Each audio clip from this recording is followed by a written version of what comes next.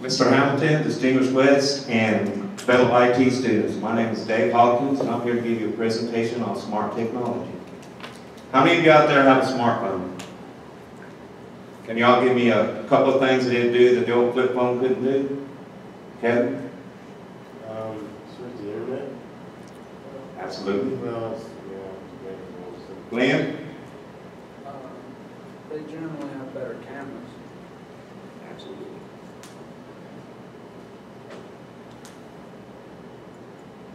Okay. In 1999, the Japanese firm Docomo released the first smartphone to achieve mass adoption. They ran on I-mode with speeds up to 9.6 kilobits. Unlike future generations of wireless services, it used eHTML, a language which restricted some aspects of functionality in favor of increasing data speed for the devices.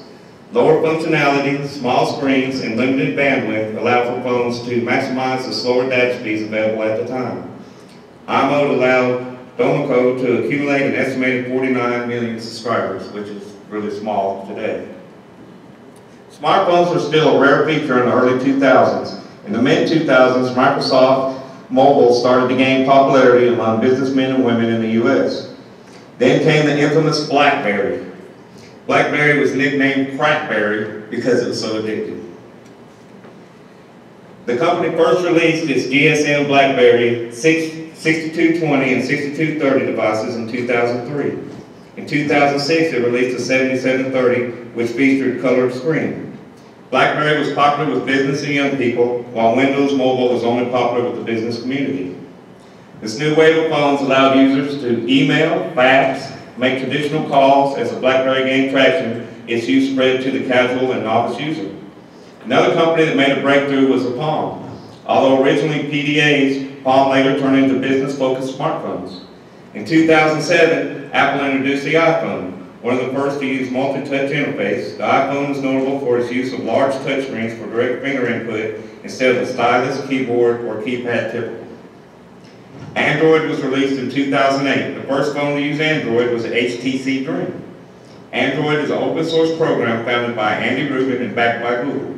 It started slow but gained widespread popularity by 2010. This new operating system led to leading companies dropping their old operating systems. Microsoft started from scratch in the form of Windows Phone and partnered with Nokia BlackBerry, which led to the BlackBerry 10. In 2013, Fairphone Company launched its first social ethical smartphones of the London Design Festival, addressing concerns regarding the sourcing of materials and manufacturing, which we all know all these devices have hazardous things, and they're trying to get more green with that. In late 2013, QS Alpha commenced production of a smartphone designed entirely around security, encryption, and identity protection. In December 2013, the world's first curved ALED technology smartphones were introduced to the retail market in the sale of the Samsung Galaxy round LDD Flex models. Foldable OLED smartphones could be as much as a decade away because of the cost of producing them. There's a relatively high rate of failure when mass producing these screens. As little as a fleck of dust can destroy the screen. Creating a battery that can be folded is another hurdle. Samsung fully foldable phones are expected to debut in 2016-2017 timeframe. Near future smartphones might not have traditional battery as their sole source of power. Instead, they may pull energy from radio, television, cellular, or Wi-Fi signals. So for people like me that let their phones go dead all the time, it might have a little bit. In early 2014, smartphones were beginning to use the quad 4K 2560 by 1440 6-inch screen width with up to 490 pixels per square inch, which is a significant improvement over Apple's Retina display. Quad HD is used in advanced televisions and computer monitors, but with 110 pixels per inch or less. And has anybody ever dropped their phone in the water and then took it apart and put it in rice and they try to get it to dry out? I can't count the amount of times I've done it. So now they're coming out with smartphones that are dust-proof and waterproof up to 1 meter underwater. These phones are the new Samsung Galaxy S5, the Sony Xperia Z1S, and the Sony Xperia 22. Right now I'm going to show you a little video on the smartphone. We started with the goal of bringing the power of computing into the hands of people around the world. From the beginning, we were designing many of the world's first touch and wireless Android devices. Reaching out to our partners and setting no limits on innovation, we produced one of the most popular touch experience devices of the time. We were building smartphones before the term smartphone even existed. We then set out to make the most versatile smartphones, including ones that let you use either a touchscreen or a keyboard. We saw the potential of 3G early on and introduced the world's first 3G Windows mobile smartphone. We changed the way you use your fingers. Based on our research into gestures, we gave you the intuitive and easy-to-use HTC Touch.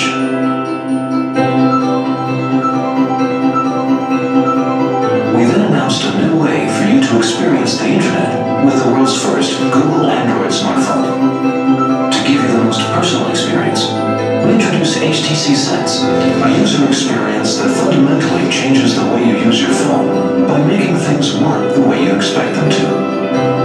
We once more revolutionized the industry by launching the world's first 4G Android smartphone. We integrated Beats audio into our phones to deliver the most authentic sound experience, enabling people to finally feel the music the way the artist intended. We revolutionized smartphone cameras by introducing HTC Image Sense. For the first time, the camera on the phone now surpasses many point-and-shoot cameras. Throughout our history, our curiosity and ingenuity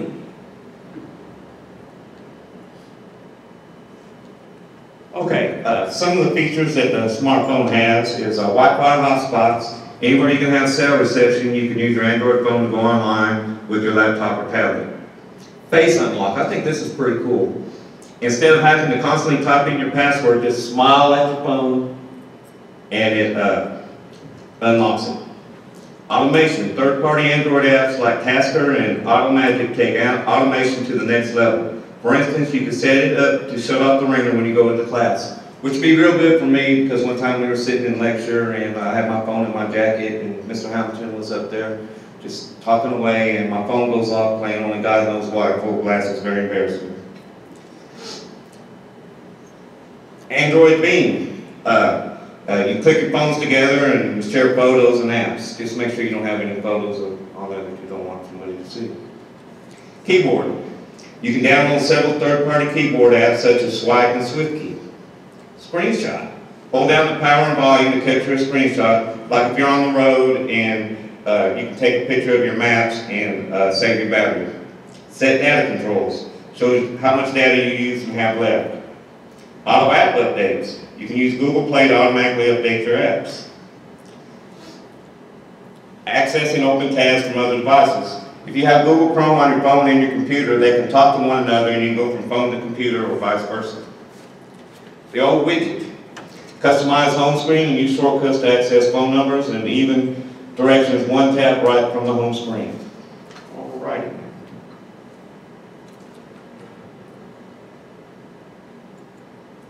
Smart TV. How many of you out there got a smart TV? Pretty interesting. Okay. Smart TV, sometimes referred to as connected TV or hybrid TV, describes a trend of integration of the internet and Web 2.0 features into televisions, set-up boxes, as well as technological convergence between computers and television sets and set-up boxes. The devices have a higher focus on online interactive media, internet TVs, as well as on-demand streaming media, home networking, access with much less focus on traditional broadcasting media, just as how the internet web uses widgets and other software applications are integrated into modern smartphones. The smart TV is a cousin to the smartphone. Technology that enables smart TVs is also incorporated in devices such as top boxes, digital media players, Blu-ray game consoles. So I know you've got a lot of gamers out there that say smart TV is probably pretty cool on new games. These devices allow viewers to search and find videos, movies, photos, and other content on the web. First patent was filed in 1994 for an intelligent television series linked with processing systems by means of a digital or analog network. Apart from being linked to data networks, one key point is the ability to automatically download necessary software routines according to users' wants and needs.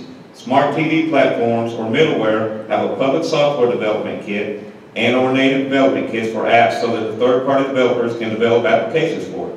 An app store so end users can install and uninstall apps themselves. Smart TVs deliver content such as photos, movies, and music. They also provide access to the internet-based services such as electronic program guides, personalization, voting, games, social networking, and other multimedia applications, along with allowing you to surf the net. Smart TVs also can be programmed for voice recognition for natural language interface. The concept of smart TVs is still emerging, and both proprietary and open source software framework are being commercially promoted. A number of smart TV platforms come pre-packaged or optionally extended with social networking technology capabilities. Gaming, social networking, and surfing the net are the most commonly used features on the smart TVs. And Mike, that ain't a TV, this is a TV, Mike.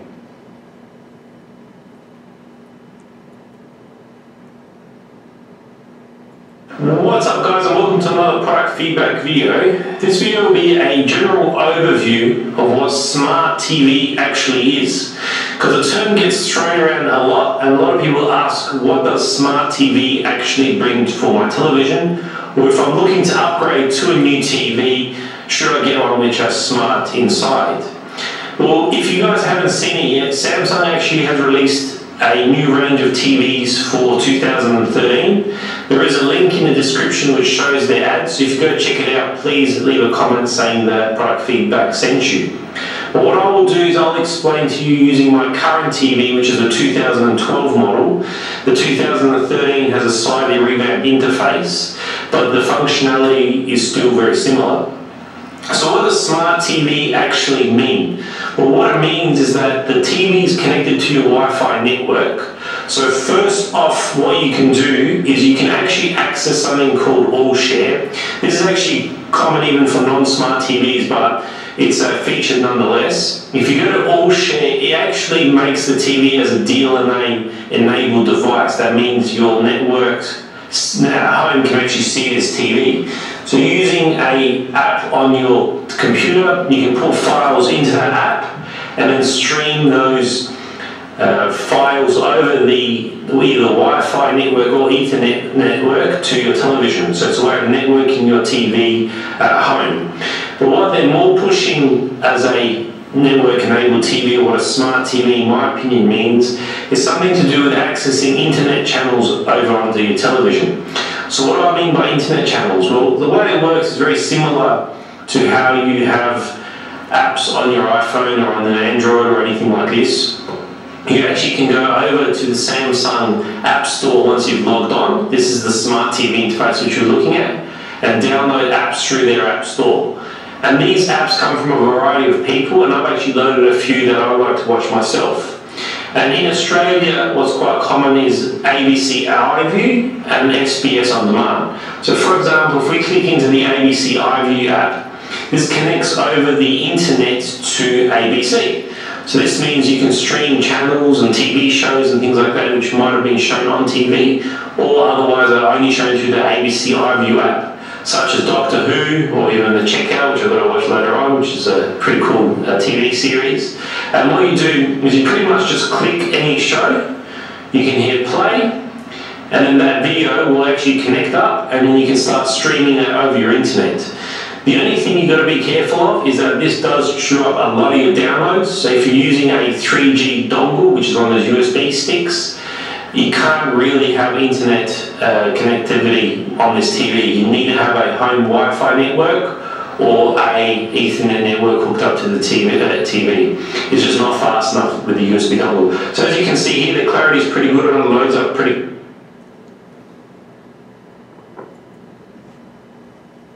Okay, now we're going to go to the IWB or interactive whiteboards. We're using the interactive whiteboard right now. It takes 3 components to make an interactive whiteboard work. Chris, do you know what those 3 components are? A screen, an interface device, and a peripheral. Projector, computer, and a whiteboard. That's correct. Okay. An interactive whiteboard, also known as electronic or digital whiteboard, is a large touch-sensitive display screen that connects to a computer and projector to operate the IWB or interactive whiteboard. The user controls it directly from the screen in the same way a mouse is used to control a computer. IWBs have many functions such as internet access, images, sound, and video files. Together, these functions allow the user to enhance and provide content that is interactive, dynamic, and engaging. Consequently, IWBs are commonly used to enhance and provide content that is interactive, dynamic, and engaging. IWBs are commonly used in education within primary, secondary, post-secondary institutions to deliver lessons as well as within the business and governance for meetings and training. The interactive whiteboard was originally envisioned by David Martin and Nancy Knowlton in 1987. Soon after they co-founded the company Smart Technologies and introduced the world's first smartboard in 1999, it was integrated in such a way as to interface with Microsoft Windows. In 1992, Smart Technologies produced IWBs with rear projection. In 1994, they added the first pen center. 1997 came the Smart Notebook. 2001, recording software was added so that you could play videos and record lessons or presentations. Every whiteboard system requires 3 basic components, as I said, a computer, projector, and interactive whiteboard. While most IWBs only allow for 1 input to be used at a time, new models recently released in 2012 can allow up to 4 users to simultaneously select, write, or draw on the board. Additional software on there, you have Pages. This application functions as a design work area that can be created and modified before or during the lesson or presentation. Each page can include text, images, videos, website links, and anything drawn directly on the IWB. Pins and highlights. These tools are used to write and draw on the IWB. They can also be used to take snapshots of the screen, highlight a specific area by creating a spotlight around it, or magnifying enhance. Interface activities. This includes a series of tools, games, activity tiles, most of which are animated and powered by Java.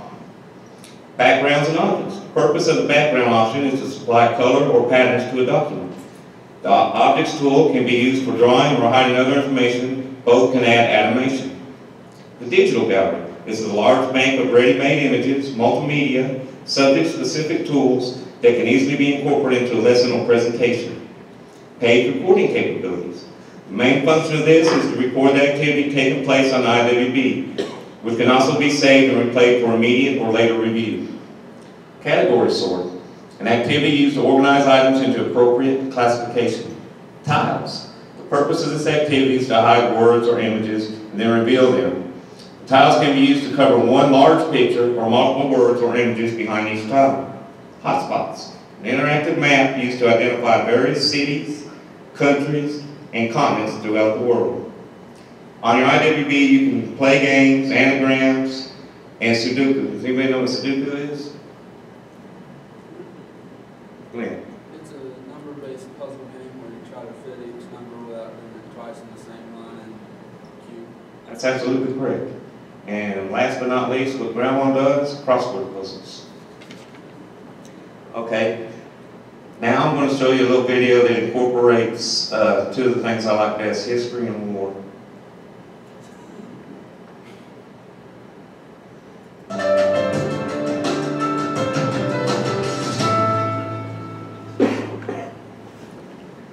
Science is really easy to teach with the QWB. For each subject, we can pull up pictures we have or find from the internet and pull them onto the board. Let's try some zoology. We are going to use the image capture tool. So first, let's switch back to mouse mode. Then, pull up a picture from the internet. Let's search for a picture of a spider. Once you have one you like, switch back to Flowworks. Press the Start button on the bottom toolbar, go to Tools, and then Image Capturer. Select Region from the menu. It will now bring us back to the page we had before. Draw a box around the picture by putting your finger at the top corner and pulling it diagonally down through the part you would like. When we let go, our slide will come back to us. We can place the image in just like how we copied it. Put your finger on the board and drag diagonally down to size it. Good. Now pick up a pen from the tray. We can now list the parts of a spider. Your students can now see that spiders are classified by their 8 legs.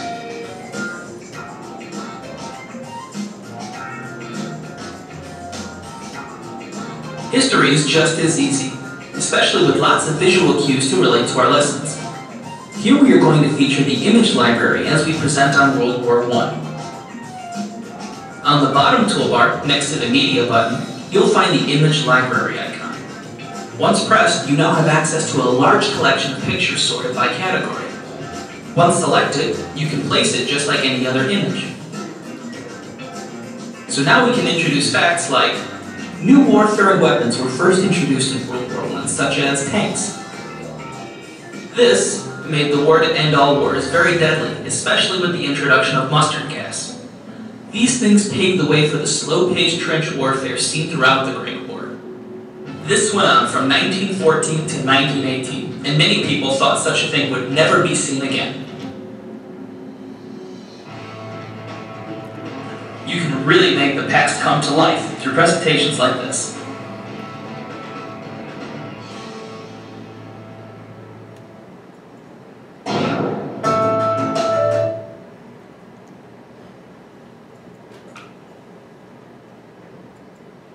Okay. In conclusion, you know, a year and a half ago, I couldn't even test. So I went to the University of Tennessee Veterans Pre-College Program. They had a IWB in there, and I thought that was just the coolest thing I ever seen. Now when I see IWBs, I know it's a lecture, so it's not quite as cool. But I'm just kidding, smart technology has really, really moved the world up. I mean, all over the world is taking away tyranny and help promote democracy and everything. And I just think it's one of the greatest things ever. So that's all I have. Does anybody have any questions? Thank you for coming. Have a wonderful day.